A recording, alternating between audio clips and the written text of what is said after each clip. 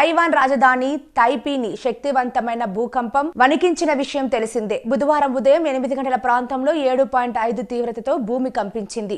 భారీ భూకంపం కారణంగా 4 ప్రాణాలు కోల్పోగా సుమారు 60 మందికి పైగా గాయాల పాలయ్యారు. దక్షిణ తైవాన్లోని హులియాన్ సిటీకి 18 కిలోమీటర్ల దూరంలో భూకంప కేంద్రాన్ని గుర్తించారు. భూ అంతర్భాగంలో 34.8 కిలోమీటర్ల లోతులు కదలికలు సంభవించాయని యుఎస్ జియాలజికల్ సర్వే వెల్లడించింది. ఆ తర్వాత 6.5 తీవ్రతతో మరో భూకంపం కూడా సంభవించినట్లు యుఎస్జిఎస్ వెల్లడించింది. 25 ఏళ్లలో తైవాన్ను తాకిన బలమైన భూకంపం ఇదే అని అధికారులు తెలిపారు. భూకంపం దాటికి పెద్ద ఎత్తున భవనాలు ఊగిపోయాయి.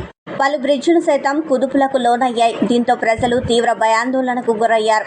ఎక్కడి వారు అక్కడే ప్రాణ భయంతో నిలబడిపోయారు. బిల్డింగులు, బ్రిడ్జిలు కూలిపోతున్న దృశ్యాలు ప్రస్తుతం నెట్టింట వైరల్ అవుతున్నాయి.